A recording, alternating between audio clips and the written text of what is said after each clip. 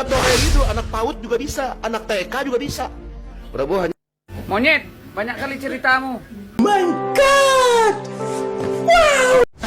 Betul, DPR juga ditampar mukanya. Kenapa? Karena DPR-nya juga mandul. Loh, ngadu ke dilaporkan ke menterinya juga cuek aja.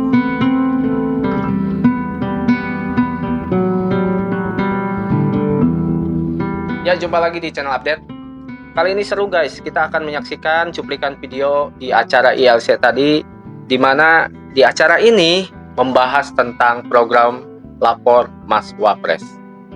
Ada salah satu narasumber mantan timnya Anies Baswedan, mantan TGUPP pada era Anies Baswedan, di mana dia itu membangga-banggakan, bahkan membandingkan program Jaki yang ada di era Anies ini dengan program Lapor Mas Wapres. Bahkan menurutnya program yang digagas oleh Gibran ini mundur ke belakang, alias jadul dan gak efektif. Wah, kayaknya ini orang memang harus dikasih paham ya. Dan perlu diingat teman-teman, bahwa program Lapor Mas Wapres ini memang sebelumnya sudah pernah dijalankan oleh Gibran pada masa Gibran menjabat sebagai wali kota. Hanya namanya saja yang beda. Saat itu kalau nggak salah namanya Lapor Mas Wali. Nah sekarang karena Gibran sudah menjabat sebagai wakil presiden, diberilah nama Lapor Mas Wapres dengan zona yang lebih luas, yaitu seluruh Indonesia. Kita nggak bisa menilai sepenuhnya teman-teman apakah program ini efektif atau tidak. Toh pada faktanya ini baru berjalan 3 hari kok. Lagian ini orang sampai membangga-banggakan, membandingkan program Jaki, di mana kita tahu bahwa program pada era Anies ini banyak juga kok yang mengkritisi, termasuk Ibu Irma Chaniago. Dan saya sangat senang sekali statement yang diberikan, pemahaman yang diberikan oleh Ibu Irma kepada orang ini, di mana sebenarnya secara fakta bahwa program Jaki juga gagal kok. Oke, tanpa berlama-lama langsung aja kita saksikan cuplikan video ILC disambung dengan video-video lainnya. Jangan lupa subscribe, like, dan komen untuk notifikasi video-video menarik lainnya.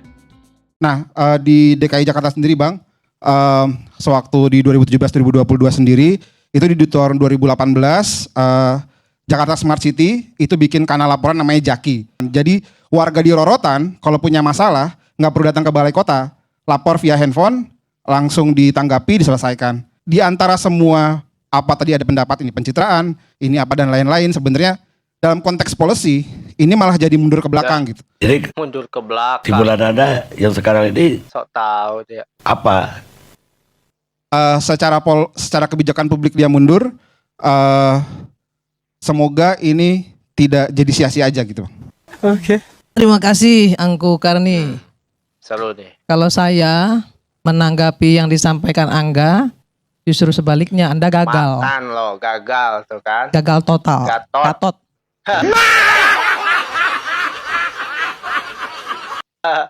Anda bilang punya IT, punya tools yang begitu bagus, nggak ada hasilnya, Ya, tuh. ya kan? Kan nggak ada hasil. Ada 12.000 Saya nggak yang usah selesai. dijawab dulu nanti. Anak Jangan abah, kebiasaan ya. anak abah.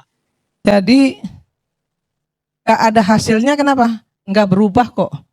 Banyak tuh kasusnya Wanda Hamidah aja nggak Anda selesaikan. Itu di depan mata sahabat saya tuh.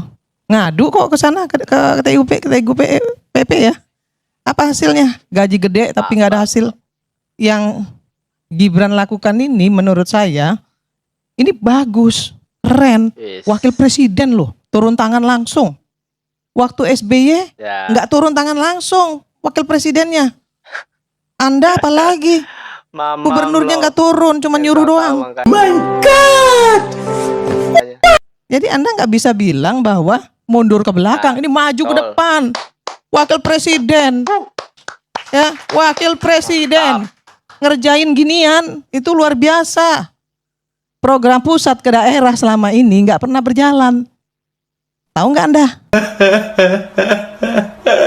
Kalau Anda suruh tadi ngomong Itu udah bagus. Suruh orang daerah yang ini dia apa namanya yang bikin. Tai kucing orang nggak selesai sampai sekarang kok. Mbak Irma emang mantap, Jos. Heboh, sosok ini kritik pidato dari Prabowo. Anak TK juga bisa kalau gitu. Wah, anak abah ada aja komennya. Pidato kayak gitu, anak PAUD juga bisa, anak TK juga bisa. Prabowo hanya Monyet, banyak kali ceritamu. Menghejek, menghina, menghujat, babi kau. Banyak kali ceritamu. Tai kau. Oh, gak bisa menghargai kau. Apa yang kau perbuat di Indonesia nih? Gak ada. Menghujat sama kau dengan Amin Rais ini. Tukang hujat, tukang hina, adu domba. Keturunan Dajjal kau ini. Tidak keturunan manusia kau mungkin. Keturunan Dajjal kau. Tai kau. Kurang ajar kau ini. Presiden itu, Presiden Republik Indonesia sekarang pilihan rakyat. Kau ini gak rakyat Indonesia, orang Yaman. Kau datang, kau balik kau ke kampung ke sana anjing. Tergantung Prabowo, berani nggak? Orang-orang Solo udah muak sama Jokowi. Wah, anak abah komen lagi. Tergantung Prabowo, berani nggak orang-orang Solo udah muak sama Jokowi. Jangan bawa-bawa orang Solo. Ya, jangan bawa orang Solo, hati-hati kamu bicara. Ini kalau saya panggilin teman-teman saya ada di Solo ini, waduh, mau dicari kamu nanti. Orang Solo muak sama Jokowi, sembarangan kamu. Ibu-ibu aja yang dari Jakarta datang ke Solo. Demo Pak Jokowi diangkut, pakai mobil truk. Untung nggak dipelorotin itu. Si Menok itu. Nama aja Menok ya. Kamu tahu nggak? Solo sekarang menjadi kota ternyaman di Indonesia. Berkat siapa? Berkat Pak Jokowi, berkat Mas Gibran. Lihat ini, saksikan perkembangan kota Solo yang luar biasa. Jadi kamu nih ngada-ngada nih. Pembenci nih ngada-ngada ya. Lihat rekam jejak, betul. Kita lihat rekam jejaknya, guys. Apa alat transportasi yang dimiliki oleh hampir setiap orang? Mayoritas akan menjawab sepeda motor. Bukan. Alat transportasi yang dimiliki semua orang adalah kaki. Oke. Dan apa transportasi publik masyarakat Jakarta yang paling banyak dipakai? Kalau transportasi itu paling banyak motor ya. Motor ya, bukan kaki ya. Ini saja bisa di Jakarta pagi jadi nih, akibatnya punya wapres kurang pengalaman. Halo kawan-kawan, saya mau menanggapi pernyataan dari salah seorang anak abah yang mangap-mangap tadi. Saya yakin dia anak abah karena aura anak abahnya sangat kentara sekali. Dia mengatakan bahwa apa yang dilakukan Gibran, program Lapor Mas Wapres itu tidak efektif, mengingat geografis Indonesia yang sangat luas. Lalu ia membandingkan dengan platform Jaki yang dimiliki oleh Jakarta di masa pemerintahan Anies Baswedan. Di pernyataannya yang terakhir, dia mengatakan ini akibat punya wakil presiden yang kurang berpengalaman. Mari kita bahas satu persatu. Wahai si anak abah yang paling berpengalaman. Yang pertama, masih ingat gak dengan cara Gibran, wali kota Solo di waktu itu di dalam menyelesaikan persoalan yang terjadi di daerahnya? Dia dengan sengaja memarkirkan mobil dinasnya di daerah-daerah yang bermasalah dan tidak lama kemudian persoalan pun selesai.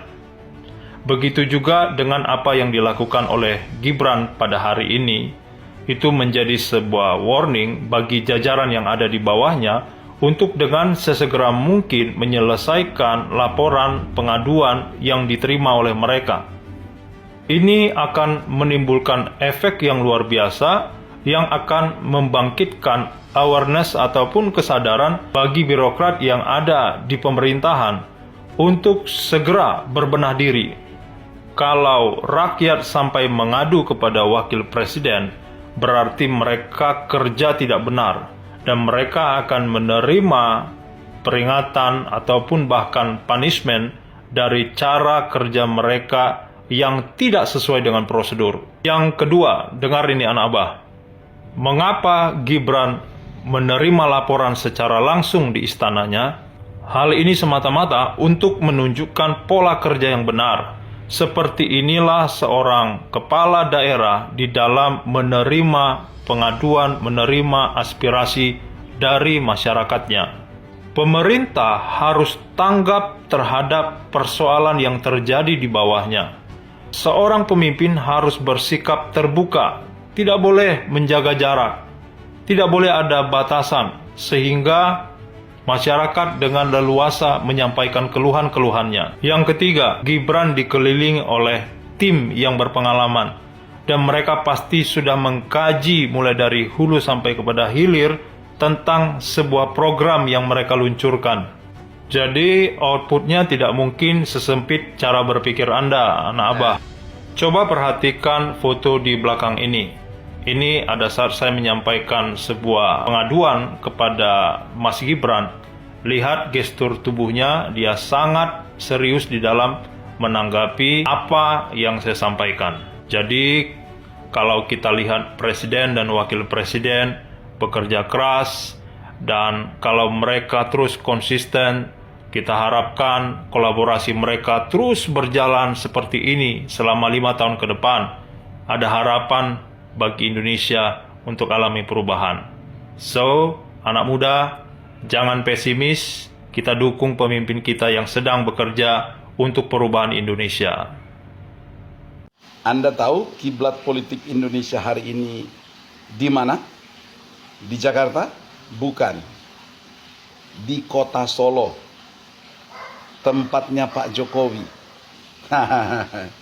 Para politisi, mereka yang berkepentingan dengan agenda terdekat, yaitu 27 November, pemilihan gubernur dan juga wali kota, bupati, mereka tertuju arahnya ke Solo. Tidak sedikit calon-calon gubernur dan juga kepala daerah tingkat 2 itu datang ke Solo, bahkan di-endorse oleh Pak Jokowi. Dan Anda tahu fakta di lapangan, pasangan-pasangan yang di-endorse oleh Pak Jokowi, surveinya meningkat. Wow, berarti politik di 5 tahun ke depan udah jelas-jelas berada di tangan Jokowi.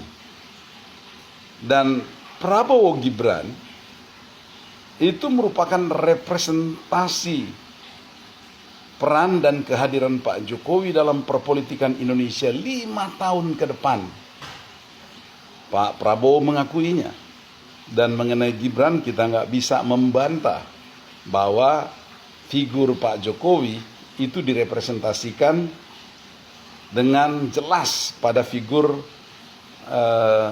Gibran. Bukan menteri-menteri pendukung Jokowi, bukan. Tapi yang jelas bahwa hal yang menarik di sini bahwa Pak Prabowo benar-benar legowo mengakui peran Pak Jokowi untuk kemenangannya. Tetapi yang menarik lagi adalah ketika Pak Prabowo meneruskan kepemimpinan menggantikan Pak Jokowi, ternyata Pak Prabowo ini bukan kaleng-kaleng. Dia benar-benar memiliki jiwa kepemimpinan yang luar biasa, seorang yang tegas. Dan kita melihat di tangan Pak Prabowo di awal-awal kepemimpinannya ini baru hitungan hari, gebrakannya itu sudah luar biasa. Dan kita berharap Pak Prabowo dan Gibran serta seluruh kabinet akan benar-benar mengambil langkah yang baik untuk membangun bangsa ini seperti yang dicita-citakan oleh para pendahulu di negeri ini, para pendiri bangsa ini, mulai dari Pak Soekarno dan juga Hatta dan lain-lain sampai kepada Pak Prabowo sekarang ini. Oke? Semoga kabinet Merah Putih di Indonesia ini di bawah komando Presiden dan Wakil Presiden, Prabowo dan Gibran akan makin mantap, makin maju untuk Indonesia Raya yang makin kuat. NKRI harga mati. Oke. Betul, DPR juga ditampar mukanya. Kenapa? Karena DPR-nya juga mandul. Loh, ngadu ke dilaporkan ke menterinya juga cuek aja kok. Cuek. Sampai ke menterinya diterima. Habis itu taruh di atas meja tumpuk. Nah, sekarang Gibran tuh nggak mau begitu. Dia kumpulin, dia klaster, dia lapor presiden, presiden perintah menteri. Pak Prabowo kan bilang, siapa yang nggak menjalankan program saya, silakan minggir. Nggak perlu harus saya pinggirkan. Nah, itu kita buktiin. Kita kasih kesempatan, belum 100 hari, Bos. Belum 100 hari, jangan buru-buru bilang mundur ke belakang, nggak bakal selesai. Ini cuman pencitraan.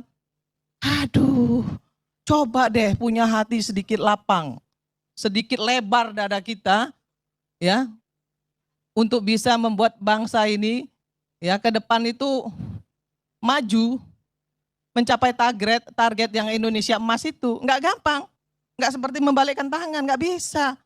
100 hari, bisa nggak? Nggak bisa ke Bang Karni. Mana bisa ngelihat satu program bisa dilihat 100 hari. Ada program jangka panjang, ada program jangka pendek, ada program prioritas. Kan gitu. Apakah kemudian ketika satu program tidak diselesaikan oleh presiden, kemudian dengan seenak jidatnya kita bilang presiden itu pembohong?